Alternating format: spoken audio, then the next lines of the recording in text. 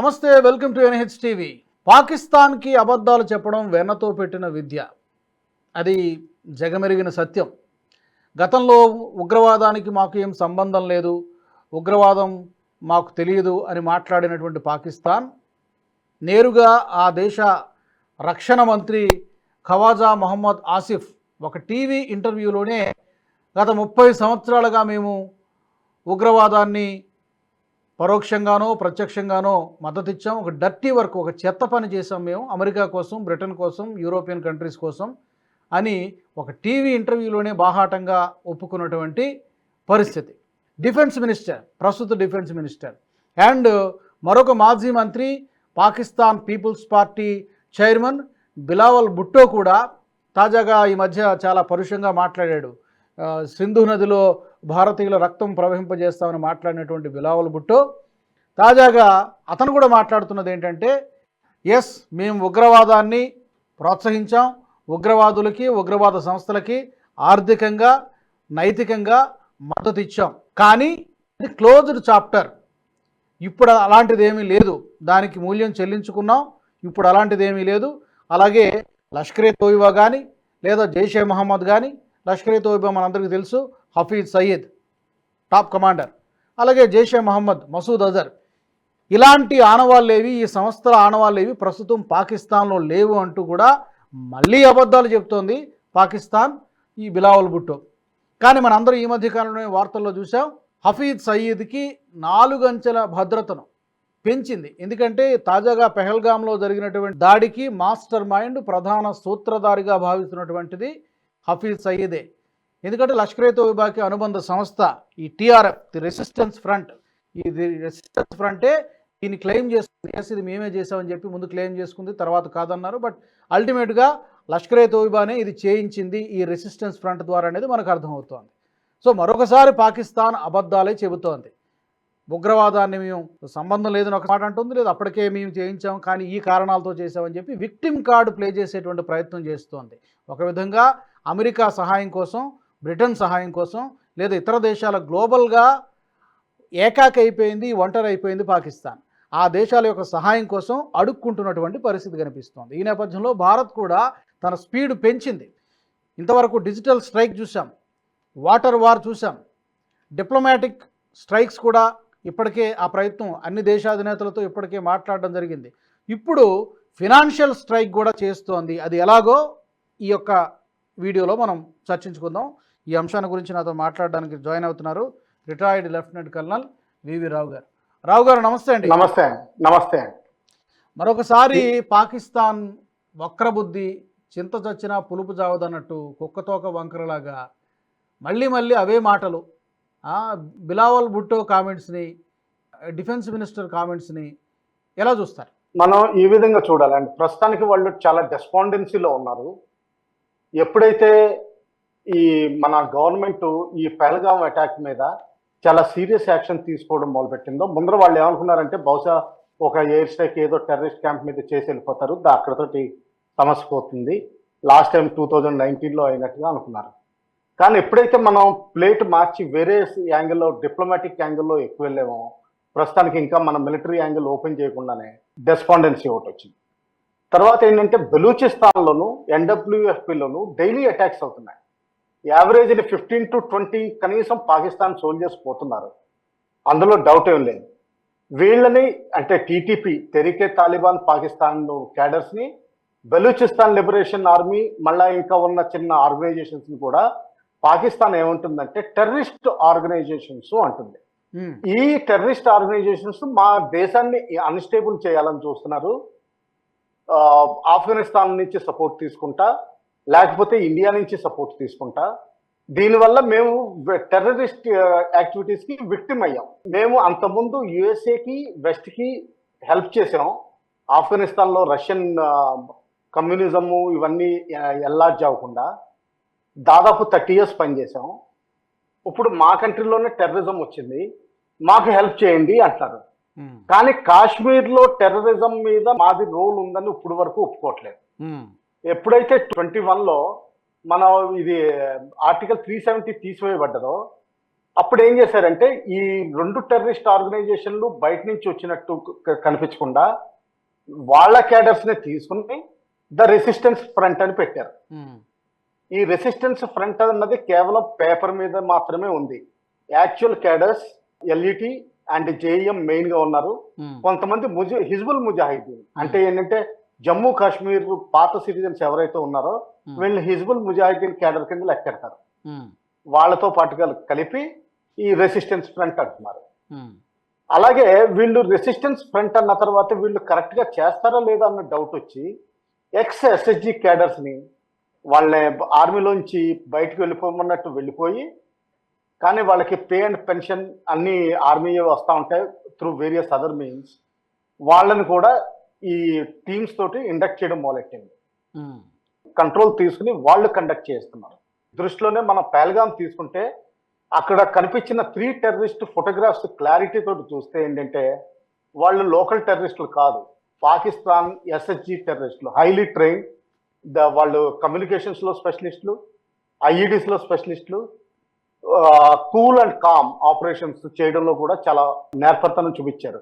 ఎందుకంటే ఏ టూరిస్టుల దగ్గర నుంచి అయితే బ్రేక్ అవుతా వేరియస్ టూరిస్టుల దగ్గర నుంచి ఇన్ఫర్మేషన్ వస్తుందో వాళ్ళు చాలాసార్లు రెక్కి చేయడం జరిగింది. తర్వాత టీ స్టాల్స్ అటువంటి సెల్లింగ్ ప్లేసెస్ దగ్గర వాళ్ళు కూర్చుని మాట్లాడడం కూడా జరిగింది. తర్వాతే యాక్షన్ తీసుకున్నారు.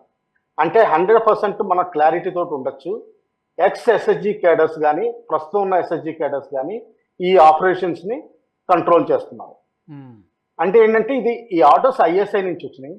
ఐఎస్ఐ ఎక్కడి నుంచి తీసుకుందంటే April 17th మునీర్ గారు ఇచ్చిన స్పీచ్ లో చాలా క్లారిటీ వచ్చింది. హిందూస్ అండ్ ముస్లిమ్స్ ఎప్పుడు కలిపి ఉండలేరు, డబల్ నేషన్ 2 నేషన్ థియరీని నేను 100% సపోర్ట్ చేస్తున్నానని. బలూచిస్తాన్ లో ఎప్పుడైతే ట్రైన్ అంబుష్ అయిందో అప్పుడు ఇమీడియట్ గా వితిన్ 6 hours పాకిస్తాన్ ఇండియాని బ్లేమ్ చేసింది. మరి ఎందుకు దానికి తర్వాత ఎక్కువ ప్రెస్ చేయలేదు అంటే ఏంటంటే బహుశా వాళ్ళు ఇంకా అదే ఒపీనియన్ తోటి ఉన్నారు. ఈ Balochistan oblique TTP so called terrorist వాళ్ళందరినీ ఇండియా ఆఫ్ఘనిస్తాన్ ద్వారా సపోర్ట్ చేస్తోంది, అందుకని మేము ఇది రిఫరెన్స్ తీసుకుంటాం అన్నట్టుగా వాళ్ళు మాట్లాడుతున్నారు. కానీ నన్ను అడిగితే నేను చూసిన మీడియా రిపోర్ట్స్ లో మాత్రం ఎక్కడ కాశ్మీర్లో మేము టెర్రరిజానికి పాల్పడ్డామని ఒప్పుకోవట్లేదు. దాన్ని రేదర్ రెసిస్టెన్స్ ఫ్రంట్ అంటున్నారు. ఇది మన కాశ్మీర్, నాట్ ఓన్లీ కాశ్మీర్, ముంబై దాడులు కానివ్వండి, దేశవ్యాప్తంగా ఎన్నిసార్లు అటాక్స్ జరగలేదు. ఇక్కడ హైదరాబాద్లో లుంబినీ పార్కు, గోకుల్ చాట్ పేలుళ్ళు కానివ్వండి, ఎన్నిసార్లు అటాక్స్ జరగలేదు. ఏ రోజును కూడా తప్పించుకునే ప్రయత్నమే చేసింది తప్పితే ఏ రోజును కూడా ఇది మా వాళ్ళే చేశారని చెప్పి ఇన్ని ఆధారాలతో సహా భారత్ కసబ్ మావాడు కాదని చెప్పడము ఇవన్నీ చాలాసార్లు అన్నీ. కాబట్టి నాట్ ఓన్లీ కాశ్మీర్, దేశంలో చాలా బాంబు దాడులు, ఉగ్రవాద దాడులు జరిగాయి కదా, అవన్నీ కూడా పాకిస్తాన్. దీని తర్వాత మనం ఒకటి మర్చిపోతున్నాం అండి. అంటే ఈ ఇండియా పాకిస్తాన్ సింప్లిసిటీలో DGISI కింద అసీం మునీర్ ఉన్నప్పుడు ఆయన ఒక ప్లాన్ రచించారు. బంగ్లాదేశ్లో వెనక్కి తీసుకొచ్చి ఉన్న గవర్నమెంట్ కూలగొట్టాలి, మనకి ఫేవరబుల్ గా BNP గవర్నమెంట్ ని తీసుకురావాలి. ఆయన దాదాపు సక్సెస్ఫుల్ అయిపోయారు. లాస్ట్ ఆగస్ట్లో ఉన్న గవర్నమెంట్ ని తీసేసి ఇప్పుడు కేర్ టేకర్ గవర్నమెంట్ వచ్చింది. ఎలక్షన్స్ అంటున్నారు, ఎప్పుడు జరుగుతాయో తెలియదు. కానీ ఫండమెంటలిస్ట్ పార్టీస్ పైకి వచ్చింది.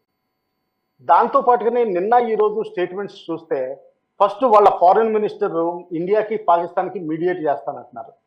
వాళ్ళకి ఏమాత్రం రెస్పాన్సిబిలిటీ లేకపోయినా అవసరం వస్తే.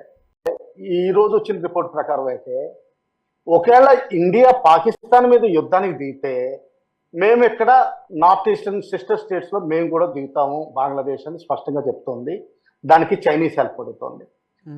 దీనికి కన్సర్న్డ్ గానే యూనస్ గారు ఎప్పుడైతే అసీం మునీర్ అక్కడ స్టేట్మెంట్ ఇస్తున్నారో అదే సేమ్ పీరియడ్ లో అంటే దాదాపు 5-10 days గ్యాప్ లో చైనాలో ఒక స్టేట్మెంట్ ఇచ్చారు. నార్త్ ఈస్ట్ స్టేట్స్ మా మీద డిపెండెంట్, మేము బే ఆఫ్ బెంగాల్ కి రెస్పాన్సిబుల్, బే ఆఫ్ బెంగాల్ మా కంట్రోల్లో ఉంది, ఈ విధమైన స్టేట్మెంట్లు ఇచ్చారు. అది ప్రామినెంట్ గా తలా తోకలు లేకుండా మధ్యలో ఇచ్చారు. అక్కడే తెలుస్తోంది ఏదో ఒక పటిష్టమైన ప్లాన్ తోటి వీళ్ళు నడుస్తున్నారు. ఓవరాల్ చైనా బ్యాక్గ్రౌండ్ లో ఉండి చేయించవచ్చు, పాకిస్తాన్ ఓవర్ట్ గా చేయించవచ్చు, సారీ బంగ్లాదేశ్ ఓవర్ట్గా ఉంది.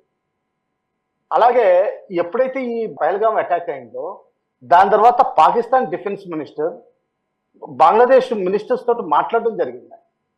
వాళ్ళ స్పెషల్ ఎన్వాయ్ కూడా వెళ్ళడం జరిగింది. అంటే ఏంటంటే బంగ్లాదేశ్ నుంచి వీలైనంత వరకు, అంటే ఏ విధంగా స్కోప్ ఎంతవరకు ఉంటుంది, దాని లిమిట్ ఎంతవరకు ఉంటున్నది అన్నది మనకి ప్రస్తుతానికి క్లారిటీ లేదు. నెక్స్ట్ మనం ఆలోచించాల్సింది ఏంటంటే, ఇప్పుడు ఎప్పుడైతే ఈ టెర్రరిస్ట్ అటాక్ ఇంకా ఇంటర్నేషనల్ ప్రెషర్ తీసుకురావడానికి, అంతకుముందు FATF అంటే టెర్రర్ ఫైనాన్సింగ్ మీన్స్ ని కట్టడి చేయడానికి ఫైనాన్షియల్ యాక్షన్ టాస్క్ ఫోర్స్ వాళ్ళలో గ్రే లిస్ట్ లో మళ్ళీ 3 తీసుకురావాలండి. అంతకుముందు 3 ఏళ్ళు 4 ఏళ్ళు ఉండేది కాబట్టి దొరికే కాదు. ఇప్పుడు మళ్ళా తీసుకురాగలిగితే వీళ్ళకి పవర్ పోతుంది. ఎందుకంటే లోన్స్ సృష్టించబడవు, కేవలం చైనా ఇవ్వాల్సి వస్తుంది. చైనా కూడా ఇంకో ప్రాబ్లంలో ఇరుక్కుంది. ఎందుకంటే USA టారిఫ్స్ ఎప్పుడైతే పెంచినాయో చైనాకి ఇంపోర్ట్స్ పెరుగుతున్నాయి, ఎక్స్పోర్ట్స్ తగ్గిపోతున్నాయి. అంటే ఏంటంటే వాళ్ళ దగ్గర ఉన్న US డాలర్స్ డిప్లీట్ అవుతున్నాయి. ఒకవేళ పాకిస్తాన్కి లోన్ ఇవ్వాలంటే వాళ్ళు రంగ్మిన్ ఇన్లో ఇస్తారు తప్పితే, అంటే చైనీస్ కరెన్సీలో ఇస్తారు తప్పితే కానీ డాలర్స్ రూపాయలలో ఇవ్వలేరు. దీనికి ప్రతీకార చర్య కింద మనం ఒక స్టెప్ తీసుకోవచ్చు. ఇండియా ఫైనాన్షియల్ అటాక్ కింద పాకిస్తాన్ కరెన్సీ ఇండియాలో చెల్లుబడి లేకుండా చేసేయచ్చు వన్స్ ఫర్ ఆల్. ఎందుకంటే టెర్రరిజం ఫైనాన్సింగ్ దీని ద్వారా అవుతుందని. దాంతో ఏమైనా ఫోర్స్ అవుతుందంటే ఏదైనా కావాల్సి వస్తే US డాలర్సే వాళ్ళు ఖర్చు పెట్టాల్సి వస్తుంది. వాళ్ళకి US డాలర్స్ కావాలంటే కేవలం చైనా నుంచే రావాలి. సౌదీ అరేబియా అటువంటి దేశాలు ఇచ్చే పరిస్థితిలో లేవు, వాళ్ళు స్పష్టంగా చెప్తున్నారు. ఎప్పుడైతే చైనా నుంచి రావాలో వాళ్ళకి ఆల్రెడీ US డాలర్స్ డిప్లీషన్లో ఉన్నారు కాబట్టి వాళ్ళు ఓన్లీ వాళ్ళ లోకల్ కరెన్సీ కానీ పాకిస్తాన్ కరెన్సీ కానీ ఇస్తూ ఉంటారు, లేకపోతే కైండ్లో ఎక్స్చేంజ్ చేసుకుంటూ ఉంటారు. అది ఒకటి ఉంది. ఇంకా చేయగలిగింది చాలా పరిస్థితుల్లో వాళ్ళ బ్యాంకింగ్ సిస్టమ్ ఇంకా మనం దెబ్బతీయచ్చండి. ఎలా? పాకిస్తాన్ బ్యాంకింగ్ సిస్టమ్ ఒకటి ఏంటంటే స్విఫ్ట్, అంటే వాళ్ళు ఫారెన్ కరెన్సీ ఎప్పుడైతే బయటికి పంపించడానికి లోపల తీసుకోవడానికి స్విఫ్ట్ వాడతారో అది వెస్టర్న్ కంట్రీస్ చేతుల్లో ఉంది. ఇంకా అక్కడ మనం స్విఫ్ట్ యాక్షన్ పాకిస్తాన్కి సపోర్ట్లో లేకుండా చేయొచ్చు బై టేకింగ్ FATF లాంటి యాక్షన్లే తీసుకుని అది చేయొచ్చు. ఇంకా వాళ్ళ బ్యాంకింగ్ సిస్టమ్ని సైబర్ వార్ఫేర్ ద్వారా కూడా మనం డిసేబుల్ చేయొచ్చు. మనం కామన్ ఆద్మీని ఎఫెక్ట్ చేయకుండా ఉండాలని చెప్పి మనం అటువంటి పరిస్థితుల్లో చేయట్లేదు. మనం ఎప్పుడు పాకిస్తాన్ అయినా సరే కామన్ మ్యాన్ గురించి ఎప్పుడు ఆలోచిస్తున్నాం. లేకపోతే మన భారతదేశానికి ఉన్న సైబర్ కేపబిలిటీస్ చూస్తే వాళ్ళని banking system, financial system, export imports, foreign currency రావడం, ఇవన్నీ మనం చాలా వరకు యాక్షన్ తీసుకోవచ్చు. అయితే ఇదే విధంగా బ్యాంకింగ్ సిస్టమ్నే కాకుండా, సరే బ్యాంకింగ్ సిస్టమ్ని మీరు అన్నట్టు హ్యాక్ చేస్తే సామాన్య ప్రజలు కూడా మీకు ఎఫెక్ట్ అవుతారు అనేటువంటి కన్సర్న్ ఉంటే డిఫెన్స్కి సంబంధించినటువంటి సమాచారాన్ని హ్యాక్ చేయొచ్చు కదా. వాళ్ళ తాలూకా ఏమంటారు అణ్వస్త్రాలు, న్యూక్లియర్ వెపన్స్ వాటిని న్యూక్లియర్ వెపన్స్ని ఎలా డిసేబుల్ చేయొచ్చు, ఆ ప్రాంతాలను మనం ఏమైనా అటాక్ చేయగలుగుతామా, లేకపోతే పని చేయకుండా ఏం చేయగలుగుతామా, వాళ్ళ తాలూకా జరుగుతూ ఉండొచ్చు అని. ఎందుకంటే లేకపోతే జరగడానికి ఒక సర్ప్రైజ్, అంటే సర్జికల్ స్ట్రైక్ లాగా ఒక మాస్ వాల్యూమ్ లో చేయడానికి బహుశా ప్లాన్స్ ఉండొచ్చు. అది మనకి డేటా తెలియదు, కానీ మనకి ఇండియాకి మాత్రం చాలా హై కేపబిలిటీస్ ఉన్నాయండి ఇందులో. ఇందులోనే డ్రోన్స్ వీటిని కూడా మనం డిసేబుల్ చేయొచ్చు, ఎందుకంటే అవి GPS ద్వారా రన్ అవుతాయి. వాటికి ఆర్డర్స్ ఎలక్ట్రానిక్ వార్ఫేర్ లో అవుతూ ఉంటాయి. ఇది కూడా మనం డిసేబుల్ చేయొచ్చు చాలా వరకు. కాకపోతే దానికి వార్ టైంలో అవ్వాలి, మామూలు టైంలో మిగతా కమ్యూనికేషన్స్ మనం డిస్టర్బ్ చేయొచ్చు. ఇంకా నెక్స్ట్ మనం ఆలోచించాల్సింది ఏంటంటే ఫారిన్ ప్రెషర్ ఇంకా ఇంక్రీజ్ చేయాలి. ఆ ఇంక్రీజ్ చేయడం వల్ల ఏమవుతుందంటే పాకిస్తాన్ ఎక్స్పోర్ట్స్ మొత్తం మన నేవల్ ఫ్లీట్ బ్లాకేడ్ ద్వారా మనం ఆఫ్ చేయగలం. కానీ ఇంపోర్ట్స్ అంటే వేరే దేశాల నుంచి వచ్చే సామాన్లు అవి మనం బ్లాక్ చేయగలిగే స్థితిలో ఉండాలి. అంటే ఏంటంటే ఇంటర్నేషనల్ కమ్యూనిటీ మన స్థితిలో ఉండాలి. ఒక సింపుల్ ఎగ్జాంపుల్ చూసుకోవాలంటే ఈరోజు న్యూస్లో ఎక్కడో కర్ణాటకలో టమాటో గ్రోయర్స్ వాళ్ళు ఆల్మోస్ట్ 700 టన్స్కు ఎంతో కాంట్రాక్ట్ ఉంటే వాళ్ళు నెగేట్ చేసి పాకిస్తాన్కి ఎక్స్పోర్ట్ చేయమని చెప్పేశారు. చెయ్యమని చెప్పి వీళ్ళకి లాస్ వస్తున్నాయి కానీ చెయ్యమని చెప్పి అటువంటి పరిస్థితిని మనం ఇంటర్నేషనల్ గా డెవలప్ చేయొచ్చు. అది ఎన్ఫోర్స్ కూడా చేయొచ్చు. ఎందుకంటే మన వెస్టర్న్ ఫ్లీట్ ఆల్రెడీ అరేబియన్ సీలో ఉంది. ఒకవేళ ఎక్కువ బంగ్లాదేశ్ ఎక్కువ ఏదైనా చేస్తే మన ఈస్టర్న్ ఫ్లీట్ ఎలాగా బే ఆఫ్ బెంగాల్లో ఆల్రెడీ ఉంది. అక్కడ కూడా మనకు ఒక ఎయిర్ క్రాఫ్ట్ క్యారియర్ ఉంది. అక్కడ కూడా మనకి డిస్ట్రాయర్స్, ఫ్రిగేట్స్ ఇవన్నీ ఉన్నాయి, సబ్మెరీన్స్ కూడా ఉన్నాయి. సో ఒకవేళ బంగ్లాదేశ్ ఏదైనా సీ రూట్ లో కూడా మనకి వాళ్ళకి హెల్ప్ చేయాలని చూస్తే దాన్ని కూడా మనం ఇంటర్డిక్ట్ చేయొచ్చు. ఈ విధంగా మనం గవర్నమెంట్ వేరియస్ అడ్వైజర్స్ తోటి కూర్చుని ప్లాన్ చేయాల్సిన అవసరం ఉంది. బహుశా చేస్తూ ఉండొచ్చు, అది మనం వేచి చూడాలి. కరెక్ట్, మీరు అన్నట్టు రావు గారు ఇప్పటికీ కొన్ని చర్యలు తీసుకుంది. ఇంకా మిగతావన్నీ కూడా పబ్లిక్కి చెప్పి చేయరు కాబట్టి కొన్ని సీక్రెట్గా జరగాల్సినటువంటి వ్యవహారాలు బ్యాక్గ్రౌండ్లో జరుగుతూ ఉంటాయి. కాబట్టి ఇప్పుడు మీరు అన్న వాటిలో కొన్ని జరుగుతూ ఉండవచ్చు. ఈ సైబర్ హ్యాకింగ్ కానివ్వండి, సైబర్ వార్ కానివ్వండి, అలాగే ఈ ఫైనాన్షియల్ స్ట్రైక్ అనేది ఇప్పటికే ఆ ప్రయత్నం జరుగుతోంది, ఒత్తిడి తీసుకొచ్చేటువంటి ప్రయత్నము. డిప్లొమాటిక్గా కూడా ఇప్పటికే చాలా దేశాలతో మాట్లాడడం జరిగింది. జయశంకర్ గారు కానీ, ప్రధాని మోదీ గారు కానీ మాట్లాడారు. ఆ ఒత్తిడి కూడా అంటే ప్రిపేర్ చేశారు ఒక విధంగా. మా మీద దాడి జరిగింది, మేము దానికి ప్రతీకారం తీర్చుకుంటాం, ఇందులో ఇంకెవరు వేరే కలుగు చేసుకోవద్దు అనేటువంటి ప్రయత్నం ఇప్పటికే ఆ డిప్లొమాటిక్ స్ట్రైక్ కూడా ఇప్పటికే మొదలైంది, డిప్లొమాటిక్ వార్ కూడా మొదలైంది. మీరు అన్నటువంటి రిమైనింగ్ యాక్షన్స్ కూడా తీసుకోవాలని ఆశిద్దాం. ఐఎంఎఫ్ నుంచి ఎలాంటి సహకారం రాకుండా చేయాలి, అమెరికా నుంచి ఎలాంటి సహకారం రాకుండా చేయాలి, వీలైతే చైనా నుంచి కూడా డైరెక్ట్ సపోర్ట్ ఏం రాకుండా చేయగలిగితే ఇక పాకిస్తాన్కి చాలా గడ్డు పరిస్థితి, civil war kind of situation వస్తుంది. ఓకే, చూద్దాం, అలాగే జరగాలని కోరుకుందాం. ఏదైనా కూడా ఈ పెహల్గాం దాడికి తిరిగి ధీటైనటువంటి జవాబు చెప్పాలి, పాకిస్తాన్కి చావు దెబ్బ కొట్టాలి. ఇది ప్రతి భారతీయుడు కోరుకునేది. అలా జరగాలని కోరుకుందాం. దానికి అనుగుణంగా ప్రభుత్వం కూడా వేగంగా అడుగులు వేయాలని మనం కూడా ఆశిద్దాం. థ్యాంక్ యూ వెరీ మచ్ రావు గారు, ధన్యవాదాలు. ఈ వీడియో మీకు నచ్చినట్టయితే లైక్ చేయండి, షేర్ చేయండి, బెల్ బటన్పై క్లిక్ చేయండి. NHTV గ్రూప్ ఆఫ్ ఛానల్స్ని సబ్స్క్రైబ్ చేసుకోండి. జాతీయవాద జర్నలిజాన్ని ప్రోత్సహించండి. జై హింద్. ఈ వీడియో మీకు నచ్చినట్టయితే లైక్ చేయండి, 10 మందికి షేర్ చేయండి. అలాగే కామెంట్ల రూపంలో మీ అభిప్రాయాలను మాతో పంచుకోండి. Nationalist hub group of channels ను సబ్స్క్రైబ్ చేసుకుని తెలుగునాట జాతీయవాద జర్నలిజాన్ని ప్రోత్సహించండి. ఈ వీడియో కింద ఉన్న బెల్ ఐకాన్ పై క్లిక్ చేయడం మర్చిపోవద్దు.